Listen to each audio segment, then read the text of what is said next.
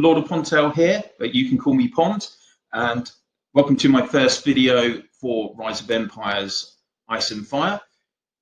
For my first video, I thought I'd talk about something that I'm quite well known for in my state, which is making farms. So as you can see on my left screen, I've got a few farms there in my mini hive, and this video is all about why you want a farm and how to make one. So to get us started, as you can see, I do have quite a few farms myself. I've actually got 7. I've got Pond Farm, which is a C23. I've got 4 C21s and 2 C20s. To be honest with you, Pond Farm I don't actually ever use as a farm. I probably should change the name on that.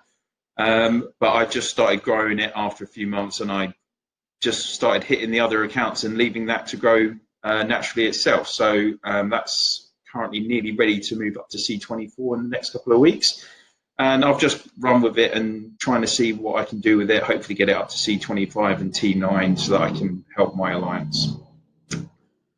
Now, in terms of farms and why you want one, well, really the main thing is that a farm is going to give you an easy access to resources and to gold.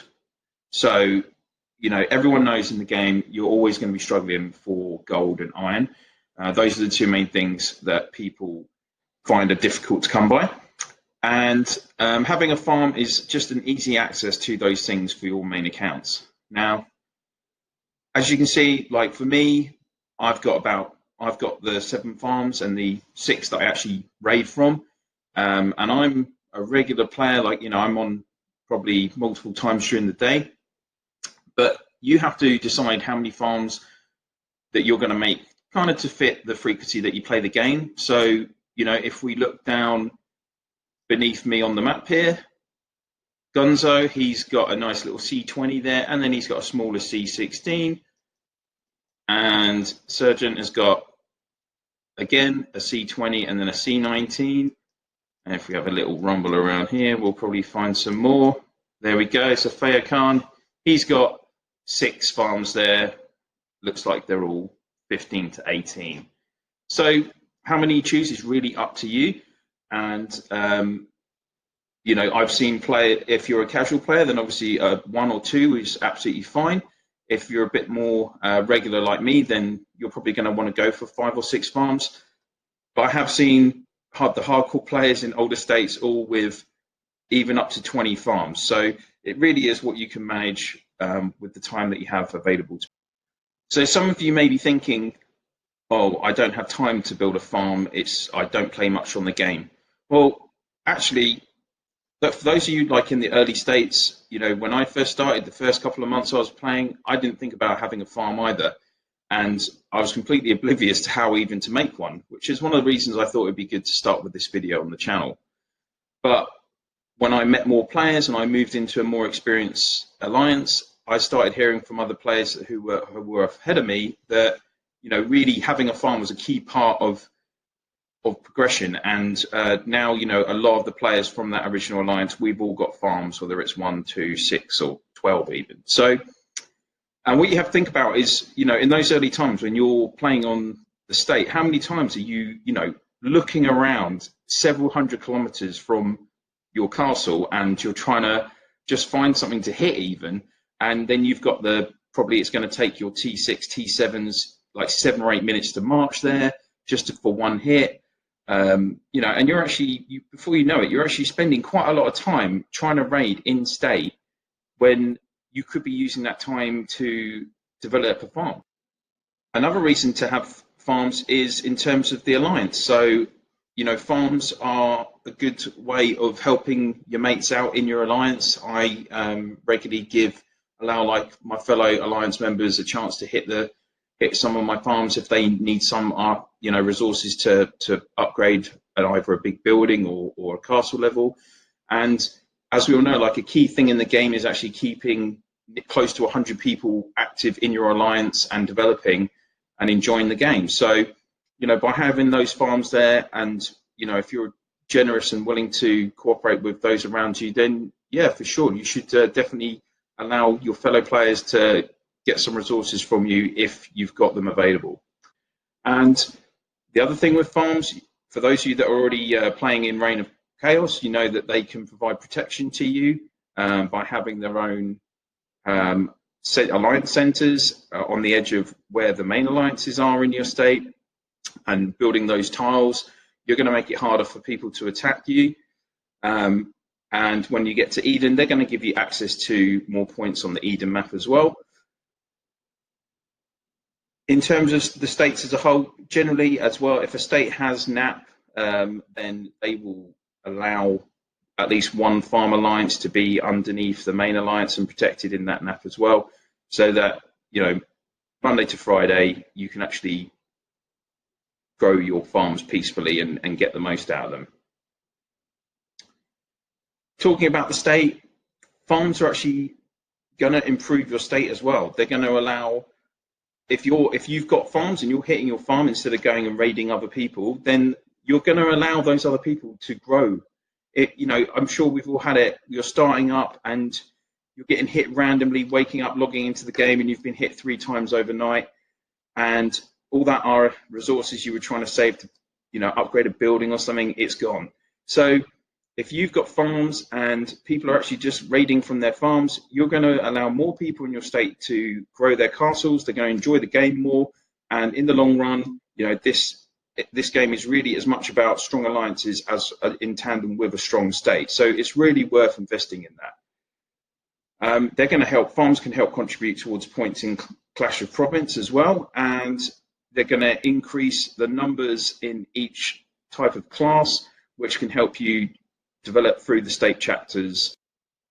So for instance, you know, you've got 125, if you need 125 architects in your state, you can make some farms, maybe an architect, and, you know, let's be honest, who's actually going to have their main as an architect? Because most people after C22 are going to be raiders, and before that you're most likely going to be a farmer or a trader.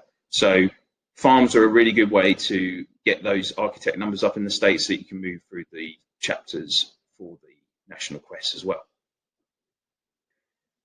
One other thing that farms can do is they can help main alliances get more points in Reign of Chaos, and I will be doing another video specifically on that at a later date.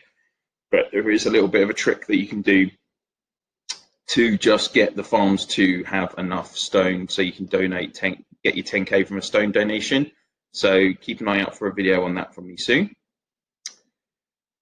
And that's really everything to talk about in terms of how the farms are going to benefit you, your alliance, and the state. So now we kind of need to look at how we're going to make one. So again, for me, first couple of months I was playing, people were talking about making farms and stuff, and I was like, oh, how do you do that? And actually, it is really simple. You just have to take a leap of faith and follow the right processes. So if we look on the right screen here, all we have to do is first bind our main account. So that's so you're not going to lose the data on it as you switch in between the accounts. So if we just look here, we're going to click on the menu, click on the settings icon, and you can see here, so an account I've set up, we haven't bound yet, so it's flashing on account. So you just click on that and it's flashing bind account nicely for us. So you click there. Now on the next step, on the bind account screen, you've got 3 options here: IM30 account, which is the developer software, Facebook bind, or Google Play bind. You want to choose IM30. IM30 will allow you to bind multiple accounts on the same device. Facebook bind, Google Play won't. So this is the safest way to back up all of your accounts and bind them. So we're going to click IM30 and create. We're just going to pop in an email and a password.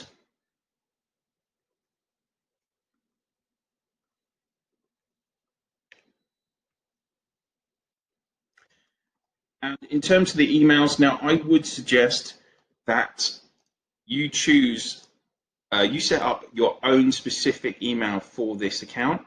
The reason for that is you never know what's going to happen in terms of your future game experience. You might want to let someone else have access to your farm or give it away for whatever reason if you're unable to play again. I know that some people build up multiple farms and then sell them as a bundle. So my advice to you would be that you can just set up a quick Gmail account. We all know it only takes a couple of minutes. and then you've got that security in the back of the mind that it's separate. I'm just going to pop in a password here. Okay, so once you've entered your new email address and you've popped in a password there, we're just going to click submit. And that's going to then ask you to validate your email address. So we're just going to do that. All right, guys, so just come back from the email and we have verified it. So if you see on the right here, we've got you've successfully created an IM30 account. So just click on OK. And now your account is going to be bound to your device and you're ready to then make your farm. So again, we're just going to go into settings and account, and this time we're actually going to click start a new game. Don't worry, it does say you're going to create a new castle. You can switch accounts to return to your current castle. So you just click OK, and it's going to load up. Now there is the possibility that you are going to be able to land in a different state to where your main is, but that's fine. You can actually transfer to any state with your account when it is C6 or below. So as long as you move your castle in the first couple of levels, as I say, before C6, you can transfer it to the state where your main is. For now, just going to work my way through to the section where I can bind it, so just bear with me and I'll be back in a bit so that we can then bind this account and I can show you how to switch accounts. Okay guys, so I've spared you having to go through all the automated tutorial part at the start of the game. So just after you've set your archers on castle level 2 and you've collected the gold for the first time from the horn, then the game will then let you access the menu so you can bind your account. So that's what we're going to do now. So this is just on our new farm, and it's the same process as before. Bind the account on an IM30, create, as I've said before, it's best to use a different email for each account, just so you have that added security. So I'm just going to go ahead and do that now, and once we have verified, then we're going to be able to swap between the accounts. Okay guys, so I have gone and verified the email for this account. So now we've got both the main and the farm both bound, and what you want to do is then go and name your farm. So to rename, all you have to do is go up into Lord Info and click on the quill, and you can choose any 16 characters for your farm. What I would suggest is it's best to choose a name that is going to accredit that farm to your account. So for instance, with me being LordOfPondtail, everyone knows me as Pond. As you can see, I set all my farms as Pond Farms. Other people like Gunzo, he's just, again, used similar names, just change. Again, it's case sensitive, so for his main farm there, he's just changed the Z. But it just makes it easier then that people aren't going to hit your farm by accident. So we're going to rename this to Pond Farm 9. And then to switch between your two accounts, all you have to do is click Switch Account. So here we are in the account list, and all you have to do is then select the other account. You just click on OK, and you're going to load up. Here we go.